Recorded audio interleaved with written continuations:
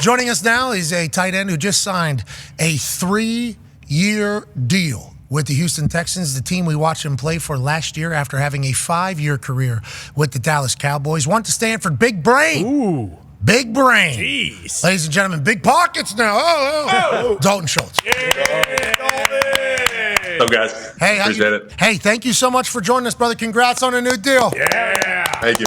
Let's talk about it a little bit. Last year, we were watching C.J. Stroud in wonder and amazement about how he seemed to so easily dissect NFL defenses and not make any mistakes. What was it about your offense last year, you think, that was the reasoning or cause for the success that you had? And how pumped are you to be back with Houston to continue to build on what you guys started this last year?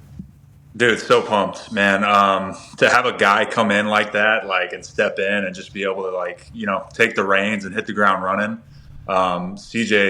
He quickly cemented himself as, one of the top quarterbacks in the league, man. And, I can't say that everybody, saw it coming from, just a rookie, but, talking to CJ, it's just the amount of belief and trust that he has in himself.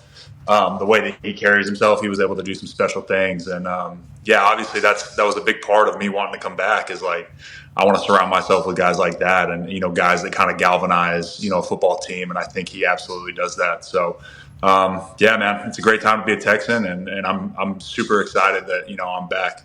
Well, except for when you guys play at Colts, obviously. Go ahead, AJ. Yeah. Dalton, how early on did you know that you made the right decision going to Houston? I know CJ's first year, your first year there. Did you obviously you're hopeful and you look around and say this looks like a great opportunity, but then when did you know okay, we are a legit squad, we have a team and we can go far? Honestly, maybe week 3, 4, we knew we had a pretty good team. We just hadn't put it all together yet. But just when you see, again, going back to CJ, just when you see a quarterback that's able to make every single throw again and again and again, and able to kind of stay humble about it and, realize that, he's not quite all the way there and maybe his footwork or maybe he could have gotten the second read a little faster. You know what I mean? It's through all the success that he was having, he kept going back to okay, how can I get better though? How much, better can I be? And I think everybody kind of saw that. And I think we started to stack a couple games, especially late in the season. And it was, maybe week 12, 13, and we're staring at a playoff opportunity. And we're this is it. This is our shot. We got to, put one together and, make a push. And so I think early seeing CJ's success is when I first noticed it. But I think, as the year went on and we were able to stack games, that's when teams get dangerous. And I mean, we rolled into the playoffs hot and, got the first game done and then ran into a really good Ravens team. But, again, I'm excited for the future. I'm excited for, the core of young players that we have. I think the sky's the limit. Yeah, you talk about first-year quarterback, first year in Houston. There's a first-year head coach down there, too. And I think that's why the expectations were nowhere near what the outcome of your season ended up being. That place was – I mean, you know this as you were looking around. I guess you knew the people, but just outside looking in, it was that place is probably 2-3 years away. They had 2 picks in the first 3 picks last year. They made a trade, obviously, but you earned one of those particular picks. And all of a sudden, it's just boom. And then you listen to D'Amico talk, and it's oh my God, this is everything that I would want in a head coach in the NFL. Describe him, obviously, after playing somewhere else, so you have a little bit of perspective of what it could potentially be like. And why do you think D'Amico has had the success this quickly being a head coach of an NFL team? Guys just believe in him, man. I don't know if you guys have talked to him a bunch. The first thing that always jumps out about D'Amico is dude, his energy. He's got an infectious energy. He's always upbeat. He's always he's almost bouncing when he walks around. You know what I mean? And so, just talking with him, when I first came in the building, I kind of gravitated towards that. And when you have a guy like that leading an NFL team, I think guys gravitate towards that as well. And I mean, he did a fantastic job all year, man. I'd say, Dalton. Yeah. He listened, and I think for a first-year head coach, being able to kind of sit back and take in some of the feedback that players give him, whether that player be a rookie or a 12-year guy.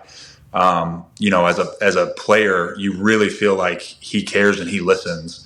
And and just the amount of respect that, I had for who he was kind of coming in. Like, I knew he was going to be a good coach. It was just, can he be a good head coach? And I think he's going to cement himself as one of the great head coaches around the league going forward. But man, he's so fun to play for. Like, it's just it's a blast. Yeah, too much fun, maybe. The history books obviously are riddled with failures at head coach in the NFL. Not an easy job, especially like former players, because you got to hold people accountable. You got to have this. There's a chance you can let things get away. It's like seemingly when he was at the Niners, everybody loved him, and that's why he got the head coaching opportunity. And then he gets a chance to do it, flips a team around, a whole city around. Now, obviously, a lot of pieces to that, but he was the head coach when it takes place. There's other teams now that are going to hope, like, you saw what the Houston Texans were able to do. Oh, yeah. You saw, that's like what people's hope are. Cincinnati a few years back, they go from 4 wins to go to the Super Bowl. There's been like a couple of those riddled throughout. And for me, as a Colts fan, that sucks. Yeah. Because I thought there was at least 5-10 years here. Sure. Jags are trying one of those teams, too. Yeah, exactly. Jacksonville was able to figure it out. So the AFC South all of a sudden becomes a monster. And we're very thankful that you're going to be here for at least 3 more years on your new deal. But when you're talking about playing for the Houston Texans, you played for the Cowboys for 5 years, right? You were there for 5 years. If our math is right on Wikipedia, it's always hard to do the time. Was it 5 seasons? Yeah, 5. Okay, and I never played for the Cowboys. Pac-Man did play for the Cowboys, but we kind of get displayed and showcase what it's like to play for the Cowboys. You're on national TV every single week. Practice facility is filled with people paying for tickets for practice. Like it's a whole different world, allegedly. Yep. Have you enjoyed?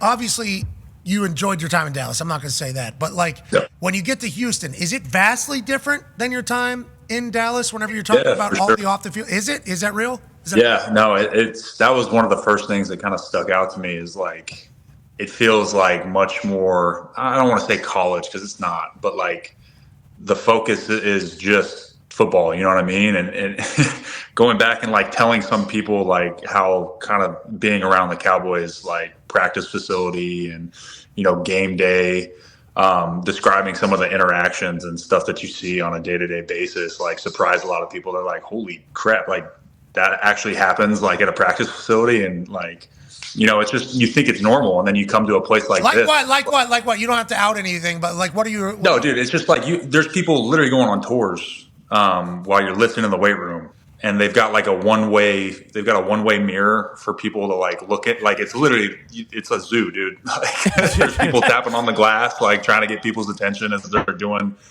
power cleans or whatnot, and it's different. And I mean, that's the brand that they've built. That's what Jerry Jones likes. That's the way that they run things. And there's nothing wrong with that. It's just, you don't realize like how many, eyeballs and how much that can maybe, distract from, stuff just in the locker room, being in the facility, until you go somewhere else and you're like, holy crap, like, dude, there's none of that. Like, this is, also a really well-run organization in Houston. And I think that was one of the things that kind of scared me about like leaving Dallas the most, is like, I wasn't sure what another organization would kind of feel like. And dude, I got here and it was like, this place is a well-oiled machine. Like it's, coaching staff, the coaching changes. I can't speak to the previous stuff, but like the strength staff is phenomenal. The training staff is unbelievable. This has been the most like trainers that I've ever seen on a staff, and they take really amazing care of the players. The nutrition staff is phenomenal. The chefs, they came in and they poached like 5 of the best chefs in the Houston area, and they paid them a bunch more. And they're like, come hang out and cook for us. Smart. And so it's like everything that they kind of do is really top notch. And, not being sure of like how another organization would kind of be run leaving Dallas, like I was so happy and like surprised. Everything you're saying is wrong. Remember, Houston was a dumpster fire. Oh yeah, come to Houston, baby. No, yeah, you need to relax. That sounds amazing. That sounds like an NFL, like how it's supposed to be. These NFLPA report cards just came out, and there's like some places getting like F- on facility. I assume there's some ownership learning about how their team feels about them, where they're like, oh shit, we're in the middle of a dynasty run. I'm holding the Super Bowl first. You guys give me an F-. What the hell? What are we even talking? I got a 6-bedroom suite in the stadium. That's pretty cool. That's cool. Isn't that cool? It's like that. Those things start happening. So listening to you describe what Houston is, like I think a lot of fans just automatically assume that's how it is everywhere. It's like, no, That is not how it is everywhere. Not that it isn't in Dallas. I assume Dallas is like that. But I think, like, outside looking in of the Houston Texans organization, hearing you say that, there's probably a lot of people like, damn, I did not expect that. Speaking of the Houston Texans coaching staff that you talked about being at top of the line, strength coach is a big one. The guy calling the shots is as well. Go ahead, Ty. Yeah, Dalton, what's your relationship like with Coach Slowick, and how jacked up are you? Because, like, you know, obviously when you guys kind of went on that run into the playoffs and everything, his name started getting put out there for head coaching jobs. I don't know if he actually took any interviews. He might have had one or two, but how excited are all you guys that he's coming back, and why is it so fun to play with him? And I guess what did he do to kind of, because you're obviously good in Dallas, but same thing, you hit the ground running, and it feels like he further unlocked your potential this year. Yeah, no doubt, dude. The biggest thing that jumped out to me right away about Bobby was just his knowledge of the game. Like, a lot of times you've got OCs and offensive-minded guys that come from quarterback rooms that are purely dictated on, like, passing game and understanding, you know, passing concepts and how we can take advantage of that. Dude, one of the first meetings that we had was we all sat down and, like, Bobby broke down, like, lineman's footwork on how to block outside zone and, like, where to put your hands and, like, where to put your hat. And it's like, this guy is, like, he not only understands, like, all the passing stuff, but it's like he's breaking down the run game stuff and, like, the jobs of, like, the offensive lineman, and he's telling them exactly how to do it and exactly how he wants it. And then he's breaking down the backtrack of exactly where he kind of feels like this should go. And it's like, when we're in the room watching these plays and he's able to, like, articulate just exactly how he envisions and he's able to communicate with everybody, like, that was my, like, oh shit moment of, like, dude, this guy he's really knowledgeable.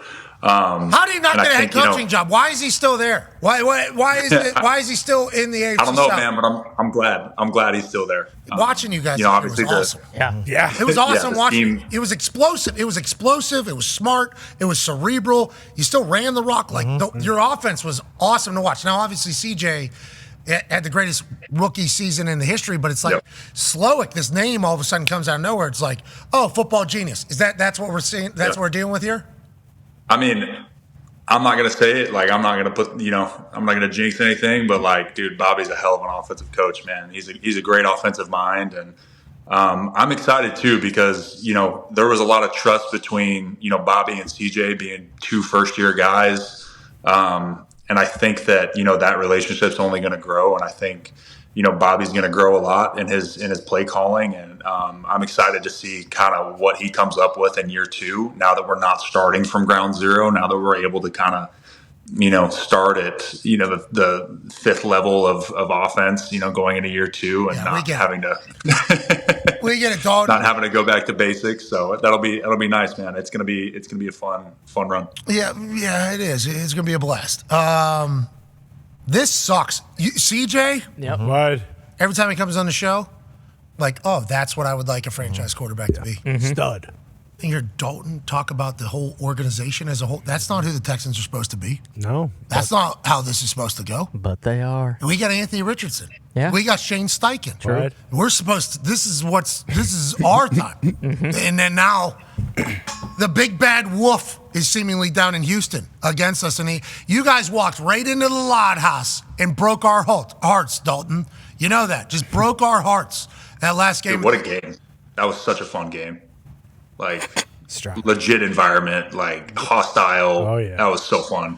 Okay. Those are the games like why you play ball. Like, that's great. Oh, so you did it. We can talk about Indy if you want to talk about Indy. Okay, let's talk about Indy. Obviously, I have massive respect for the Houston Texans organization. We have a better relationship with the Houston Texans, seemingly, than any organization in the entire NFL. But it's all from a matter of respect. I love playing down there. That was the loudest stadium that I'd ever played in. I didn't get a chance to play in Seattle, but every time we played the Houston Texans, it was normally for the AFC South. It was normally on, like, Thursday Night Football, and the Houston Texans fans were the loudest. And J.J. Watt was doing all his ridiculous fucking shit, all of his shit he was doing. The dancing, the swatting, the catching, the tight end, the sacking, the whole thing. So it was a great environment. CJ said the same thing you did. You felt it a little bit in Indianapolis, huh? It was a good environment up there? Yeah. It was sweet. It was awesome. And it was a playoff environment, dude. Like, that's, it was fun. It was, like, fun to be a part of. Everybody likes to, go to an opposing team city and, like, feel like, everybody's against you. That's like half the fun of playing the NFL is being the villain sometimes. And we definitely felt like that in Indy. And then what? And then we won. Good, AJ. You got a question for fucking Dalton Schultz? Dalton, staying in line with what you're saying and going into Indy and getting a big win like that. What is it? What do you think it is about athletes, about teams? Like, why does it feel so good to go into somebody else's house, beat them down, and then just pack the bags and go home with just the people that you came with? What is it about that? Why does that build? You feel like that builds the team together? Yeah, I mean, it's the competitive switch that all professional athletes have. It's how you got here. It's proving somebody wrong. It's going against expectations. It's coming into a place where everybody thinks that you're not going to do shit and you come out with a dub. It's all of those factors kind of into one. And just, again, going back to that competitive drive, like that's half the fun, man. Like winning is fun, but like, making somebody else lose sometimes, especially if it's a rival, like that's, just as fun. Yeah, I'm sure it was a blast. It was a real good time. We were a part of that hostile environment, and watching your team was like CJ was just like this the whole time.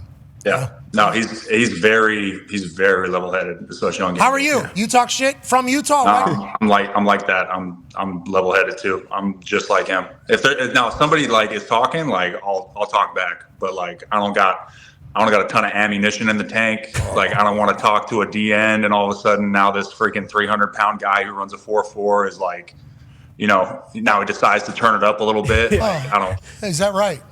I pick my battles.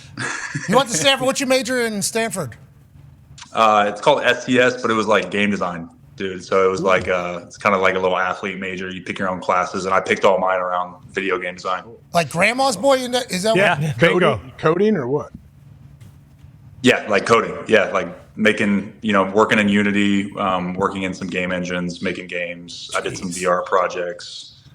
But yeah, that's like kind of what I centered myself. I want to do something in gaming whenever I'm done playing, hopefully in 10 years. And you're coding video games? That's what you do? That's what you're doing?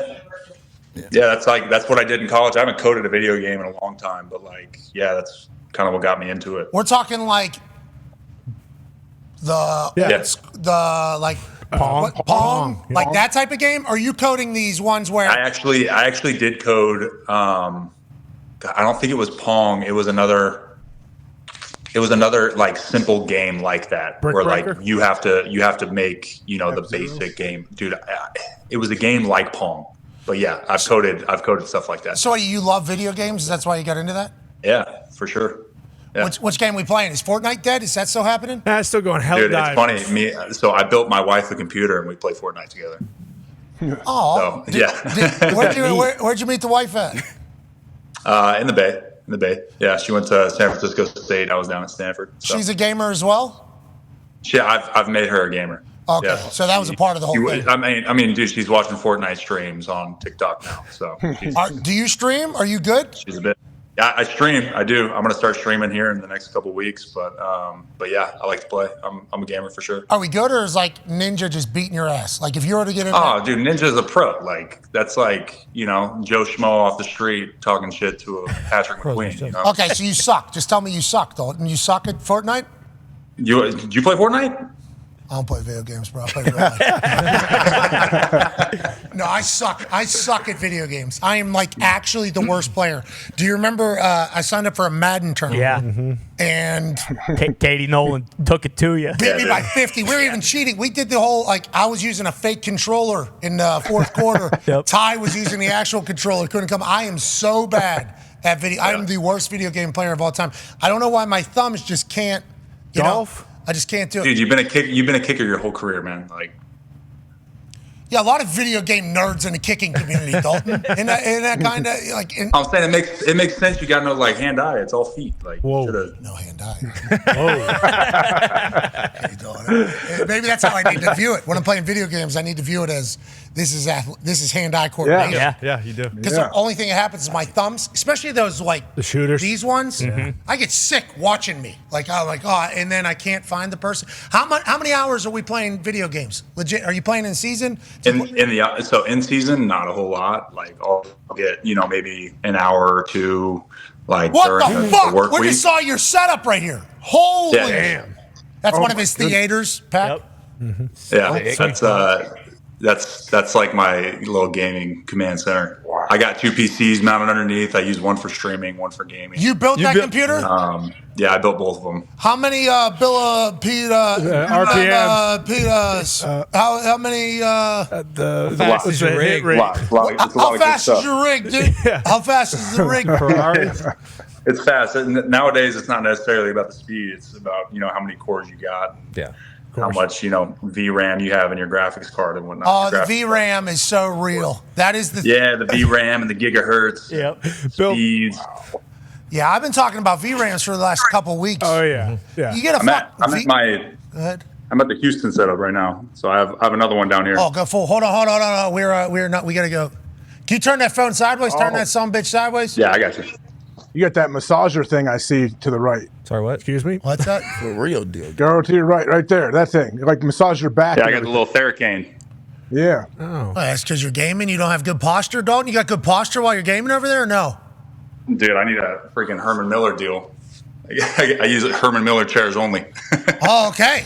Shout out Herman Miller. Good. Yeah. Those chairs are Come on, Herman Miller. Hook a guy up. Some our way too. Well, Yeah. not too many. We've done this. We've done this whole song and dance with the gaming chairs before, and we ended up with 75 gaming chairs in our office. We need need them. give them away. Just couldn't give them away, which we are very grateful. Thank you Yes. to all the gaming chair companies that make the same exact gaming chair and put their name on it as if they're different. And we appreciate them for doing that.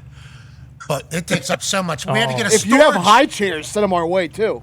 Yeah, we could get higher chairs. Tried to give those gaming chairs away. Couldn't even give them away because we had so many. It was impossible to ship. It was cost us $700 to ship these things to people that are winning them. It's like, thanks for the chair, but they're a real deal. How much? You're parking in there off season? How long? Yeah, dude. Okay, so when the season ended and we got done with the exit interviews, I woke up at like 7:30 in the morning just because I'm still on the in-season schedule, and I didn't get off the game until 3:30 in the morning. Damn. So I went from 7:30 to 3:30 like Dalton. straight. Got DoorDash. No breaks? Where'd you pee? Dude, it was Yeah, where'd you go? right down the hall. Come on now. Oh, so you get up to go pee and dump. This ain't the old school World of Warcraft days, dude. Did you play WoW? You played WoW back in the day? I played, yeah. And you were just peeing your pants the whole time. Had a diaper on. Board depends while you're playing that? Yeah, no. Got a little bit better Dalton. hygiene. I could tell you did. I could tell you wore depends. Can't fool us. You peed your pants while you were playing World of Warcraft. Do you do any? So you're a gamer, big gamer. That's the hobby. Yeah, that's what I want to do when I'm done, for sure. Professional to build, but do you want to get into the professional side of it or no? Yeah, I'd be open to it. I don't know if I'd be down, doing the whole design process. It's a long time. Some games are in development for decades. Like, World of Warcraft has been in development for 30 years, it feels like. Well, when's GTA coming out? Aren't they supposed to? 2025. Yeah. Next year. You play that game? You play GTA? I do. Yeah, I do. I played that on my phone on a flight that I had no internet for 5.5 hours. The best. Is GTA on your phone? Yeah, I didn't know it was possible either. I'm learning. I need that. All of them. I went to school at Stanford for video games. Yep. I actually coded GTA on your phone. There you go. Smart. Yeah. This is a good move by you guys. Thank you, Dalton. Thank you. I appreciate that. All right, let's get back to football. Pac-Man has a question for you, Dalton. Dog, my undercover dog, Tank Dale. How's it playing with the younger receivers over there? And if y'all could do one thing to get better on the offense, what would it be? Bro, first of all, Tank is a freaking beast, bro. Like, everybody kind of saw it in, OTAs when he first got out. Like, I don't think I've seen a dude being able to, like, stop that fast so quick. And, like, he looks a little, unassuming because he's a little undersized compared to some of these other receivers in the league. But, like, good luck guarding that guy in man coverage, bro. Like, he's a dog. And I think, being around young cats, even like Nico, like, dude, it's so fun being around guys that are just starting to see the fruits of their labor pay off and are able to go into big-time games and make big-time game-changing plays like, the 75-yard touchdown against Indianapolis in Week 18 to Nico Collins. But just being around guys like that, man, it's infectious, honestly. He made other plays too, Dalton, throughout the entire year. He did. That was just the one that, was fresh in my mind. First play. I think, having a group like that and a young, hungry core of like young receivers is valuable. And I think, the biggest step for us, I think going forward is being able to get the run game going consistently. So, obviously that starts with, the guys playing, and I'm excited to get back in the lab and take a look at that and take a look at stuff that we could have done better. And I think, when you give CJ a very good run game, like the pass game is going to open up even more for those guys. And so, for me, like, I think it definitely starts with the run game. Are you, I didn't watch enough film. I see you make ridiculous catches and all that stuff. Are we, hey? Are we hey? Yeah. We're moving people. Yeah. Oh yeah. We're running feet. Yeah. No, come on, run the film. Somebody pull the film up. I don't know if we have any of those filmed. They don't have boring ass blocks in the highlight. You know what I mean? That is. But is that a big part of it? That's a big part of it, I assume, as a tight end. Yeah, no, for sure. In this scheme, dude, it's the San Francisco offense, dude. Like, George Kittle's made a living in this scheme, and so you're definitely asked to do stuff like that. And that's something that I love to do, and I take a lot of pride in. I'm not saying it's easy work, dude. Like, again, sometimes you're going against those big DNs that run 4.4s and are 300 pounds. Like, it's a challenge blocking Myles Garrett in the playoffs, like, and so I think, you guys did it pretty well. That being able to do that, though, sets you apart. Obviously, George Kittle's made a living off of being, probably the most dynamic, complete, guy in terms of blocking, receiving, being a downfield threat, but also being able to hold his own at the point of attack and pass blocking, run blocking. This offense is basically theirs. It's a version of theirs. And so we're asked to do all the same stuff. How hard was it to learn the offense when you get there? And all these offenses now are do you know what other teams are doing? Like, when you watch them, you're like, oh, this is probably going to be this play now, because that's kind of what it's becoming, right? Yeah, for sure. It's funny, like, watching SF this year, they played a lot of the same opponents that we did. So, like, we'd watch their film, and it's like, I'd see a play, and I'm like, I know exactly what that play call was. Like, I could literally call that play right now. Why does this offense work so well? Why does it work so well? Dude, that's a good question. That's why I don't coach. That's why I just that's why I listen. Hey, tell the Colts right now why your offense. We need to hear this entire thing. Go ahead, AJ. Yeah.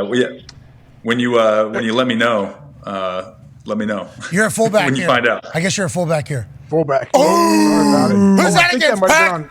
Who's that against? You might have put that on his film. Yeah, it could have been on In the Trenches. You like playing fullback, Dalton? You like getting back there in old school? Dude, that was like a one-off, like, motion to a different spot. We weren't sure if they were gonna, adjust a certain way, and man, I was so stoked because you get out in the open field and you see like the smaller, lighter body. It's like, okay, like it's me and you, Pac, and then man, the ends stand up, them up, Pac. Yikes. Square them up, Pac. I mean, that's he sent it back to his buddies. Yeah, he cut him. Take the blocker, get out of the way. Fullback no longer leading anything. Yep. He's out of there. He's on top of me, but he's definitely out of the way. That's going to happen. You're going to get got every once in a while. Tone Diggs has a question for you, and I would advise you to answer this one good. Okay? Because this is a topic of discussion everywhere right now. It's a big topic of discussion everywhere and on the internet. Your former quarterback has decided to go from the beard to the goatee. I don't know if you've seen Dak's goatee recently. I wanted to see what your thoughts are on Dak going to the goatee, if that's like an evil empire type move for him, if you know. And are you thinking about doing the same? Yeah. Ooh. Am I thinking about going to the goatee? No, I'll leave that to the guys that can pull it off well. Nah, dude, like, great. Grow it, bro. Like, he's stepping into a different role. Like, he's a dad now. Like, new look. Great. I'm all for it. You got mustache? It looks like you got a pretty... Yeah, you should do it. Yeah, dude, I keep the mustache going. I haven't shaved in a few days, but usually I leave the mustache a little bit. What are you? Scottish? Irish? Yep, Scotch-Irish. Scotch-Irish and German. Oh, and German. You're the whitest of the white. I can't hold a tan to save my fucking life. Well, especially when you're gaming for 20 fucking hours. Go see the sun. The blue light's great. It gives you a little blue light tan. It looks really good. When's the next stream? Can we watch? Where is it?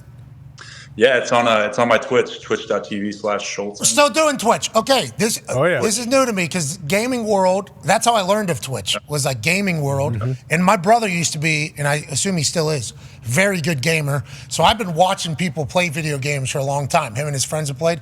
Pretty entertaining, like if you're like paying attention and everything like that. That was before people could do the internet stuff. And then I get bored, I go outside, I come back, still watch them play and everything. That becoming a full business made sense to me immediately. Like, yes, this would make a lot of sense for people to watch. There's action, there's sport, there's personality. But then didn't Twitch just... Yeah, Twitch lost a bunch of people went to YouTube, and then there's other ones now like Rumble and I got Kick. Stream. Kick is brand new, right? That's the brand new. I haven't followed along signed enough. A bunch of guys. What's that? I haven't checked it out, to be honest. They signed a bunch of talent. They signed a bunch of people to. You follow along with all that shit, though. Obviously, you're keeping. I mean, my timeline when I'm on social media in the off season, like my timeline's kind of full of that because that's just I follow streamers, I follow a bunch of gaming stuff, and so like all that kind of news is. Oh, dude, you look. It's out there. Nice. Look how cool you look. Wait. Is that you? Wait, that's not you. That's not you. That's not you. That is. Dalton, that's not your cat. There's no way. You're catfishing, Dalton. You were. See the bicep veins? There's bicep veins in there somewhere. All right, enjoy the hell out of yourself. We will follow along. Congrats on the new deal. Can't wait to see what you do with your rig. Yeah. With your setup with the new deal. Are you in any businesses? All you Stanford people always have like side businesses. You do any of that, or are you just gaming? Yeah, I do. Illuminati. I do, but gaming's kind of my thing. But I got some other side businesses that I keep kind of low key. But yeah, Bilderberg. All right. What the hell? All right. Sorry about AJ. I got financial people for it, Hey, Traveling with those elites. Yeah, well, that's Stanford up there. That is smart. Griff Great Whalen, connections. Kobe Fleener, Andrew Luck, Henry Anderson, David Perry, Harbaugh. McCaffrey. Sure. Harbaugh. all the boys, all the salty fifth years. Those guys were like some of those guys were salty fifth years when I came in as a freshman. I couldn't even imagine Henry Anderson and Perry. Yeah. Bro, like the saltiest. Yeah. I bet you that was good times there. Great crew. Yeah. Good people. Yeah. Hey, just like you, congrats. We appreciate you. Good luck the rest of the way. Thank you guys. I appreciate you having me on. You guys have a good one. Hey, you too, ladies and gentlemen. Dalton Schultz. Yeah, Dalton.